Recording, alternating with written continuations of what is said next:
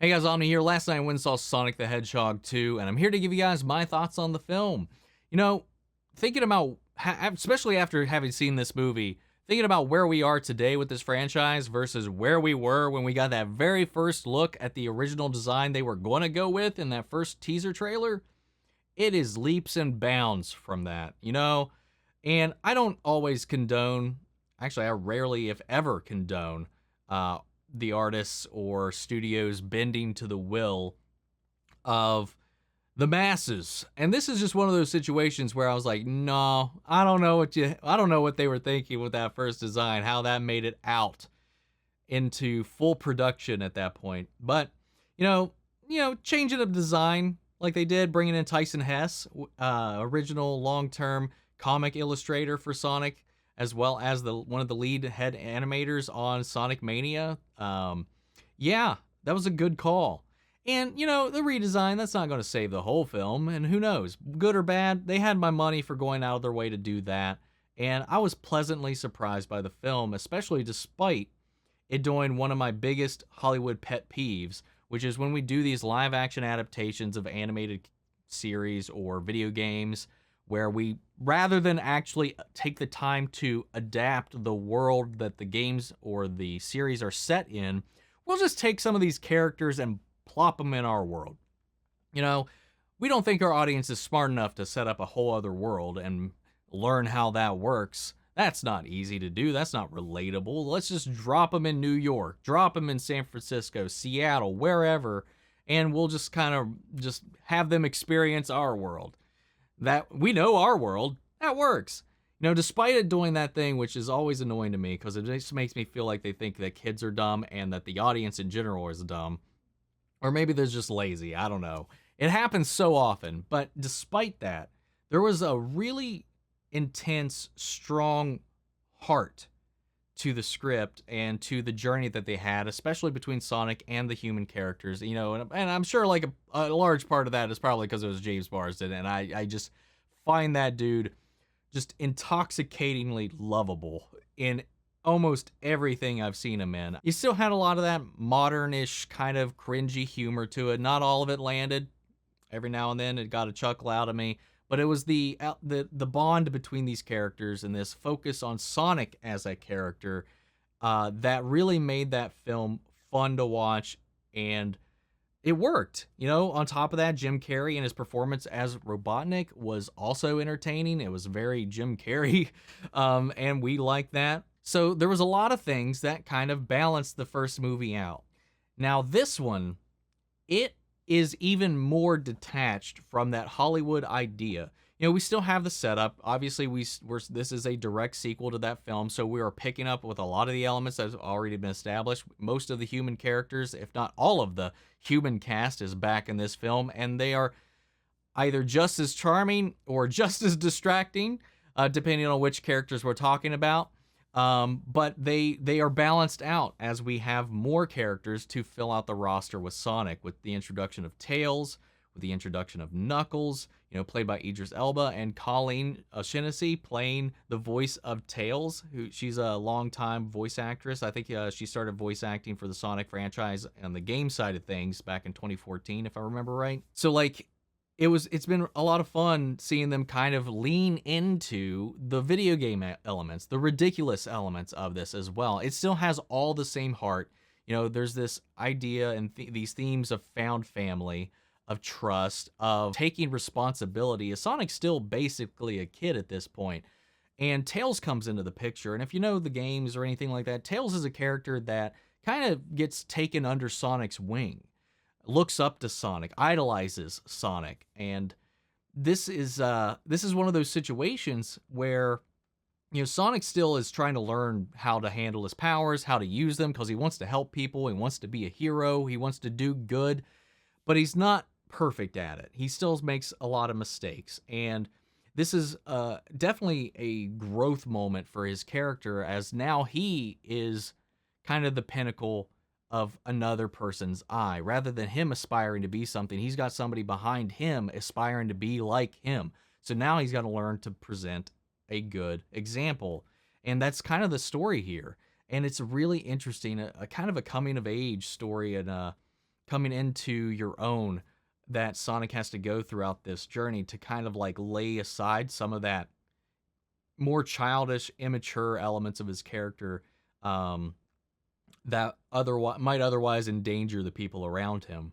It's a really wholesome, heartwarming story, and I really enjoyed it. And Idris Elba as Knuckles, I always, have been a proponent of voice actors. Voice actors are actors, especially in movies like this.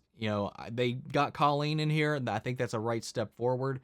And I'm usually not always on board. I'll lean with it, I'll roll with it, but I would prefer them to get, especially if it's an adaptation we've seen before, to bring in voice actors to play these roles. We don't need like big names on these animated features.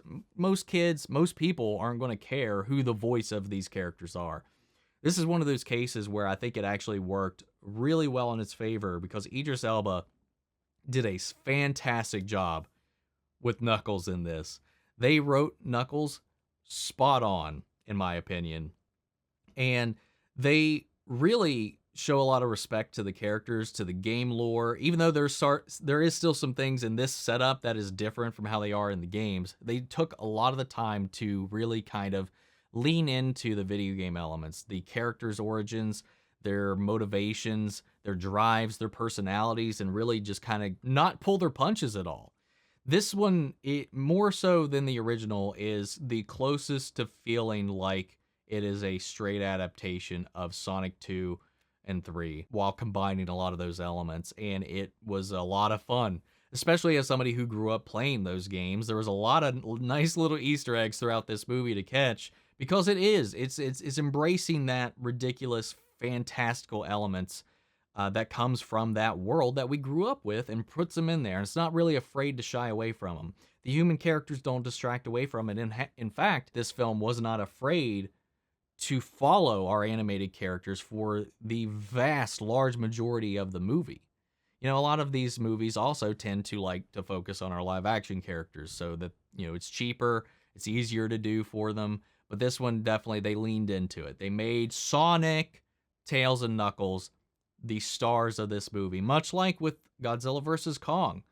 They learned their lesson there and made it about the monsters. They knew we're here for them, and they made the movie about them. Now, that's what this movie does. Now, the action is solid. Animation, not always the best, but it looks great for the style they're going for. Jim Carrey just escalates and elevates that performance as Robotnik and really steps into the skin once again and elevates it in a way that is even more fun than the original. The last film. Don't I'm not trying to like draw fire right there. When I meant original, I meant the previous film. Despite all that, all the positives that I have about this, it still has the pitfalls of some of the humor. It definitely does not all land. There's definitely some humor that is very cringy. I have to say, like, it even outdated at this point. There are two scenes in particular that come to mind for me that they needed to be trimmed down. These are like somewhere in the middle of the film where I felt like the movie kind of started to kind of drag just a little bit in the second act, somewhere in the middle there. And there's two scenes in particular that I think could either have been massively trimmed down or even removed altogether. I would argue against one being removed altogether just because there is like this cute Sonic Tails bonding moment that happens in that scene that I would like to stay in the film. Just removing or trimming down, shortening everything else around that one. And then there's another section that was highly focused on the human characters and what they were currently going through that was just way too dragged out. And this, I think you could have shaved probably 10, 15 minutes off of this movie and made it flow a little more smoothly. But this movie's entertaining. It's fun. It's action-packed. It is, at some points, just anime as all hell, which might be a little bit of a turnoff for some people, but I love that type of action style. And when Sonic and Knuckles throw down, and then when it comes to the climax at the end, it is just chef's kiss, man. It's so good. And then that post-credit scene. Woo! Now that's a post-credit scene. Yes, I am excited to see what they're going to do in the next one, especially if they just keep leaning more into that direction. There were some setups in here as well that they took from the games for, I won't spoil anything, but some organizations, some things from the games that have been kind of a long-standing staple in recent Sonic games that they implemented it in here using some prior setups from the original film into this one that I was kind of surprised at. And I like what they're doing with it, man. I like the direction they're heading in with it. You know, they've embraced the game lore. It seems like they're not that afraid of it anymore, and that's something that has me even more excited if they do continue this. Though with the recent news of Jim Carrey possibly retiring, I don't know if they would bring back Eggman again, or if they would try to deviate to another villain as the focus if they were not able to bring him back in. I don't know if they would recast. I don't know. Would you guys want them to recast if Jim Carrey did not come back for the third, but yet they still wanted to do Eggman? I don't know. I don't know how I feel about it. I would want Jim Carrey to come back, but I would want him to want to come back as well. I don't want him to just come in and phone it in, but it does look like he was having a blast in this movie. And again, I'll say this every time I see James Marsden in a movie. Can we please get more movies with James Marsden? Because I love watching this dude perform. Idris Elba, again, great addition to this, and I can't wait to see what they do with these characters moving forward. I had a blast, man. Like I said, guys, aside from some of the negatives I have with the pacing, with some of the scenes there in the second act, as well as just the kind of as to be expected humor that is injected into these films to try to, connect with the kids of today, where I felt like we definitely kind of missed that mark. You could definitely tell like some of the jokes in there were definitely already too dated for even kids at this point. But despite some of those minor criticisms, I thoroughly had fun with this movie, more so than the first one. And I really liked the first one. Check it out, especially if you're a Sonic fan. I think you will really enjoy this film, especially that third act, man. The later half of Act 2, the third act, whoa, and that post-credit scene. Anyway, guys, have you seen Sonic 2? If you have, let me know your thoughts down below. We'll carry on the conversation after the video. Feel free to join us on our Discord. We can talk about it there as well. Links to that on all the socials down below. Before we go, I want to shout out our channel legends: Manny Sherritt, Ryan Karen, Philly Vane, Yori, Corey Scott, Margaret Grace, Mary Bradley, Nate Prouty, and Melita. Thank you guys, as always, for your continued support. Thank you, everybody, for tuning in and supporting the channel. That's it for this video, and I'll see you guys in the next one. Take care, everybody.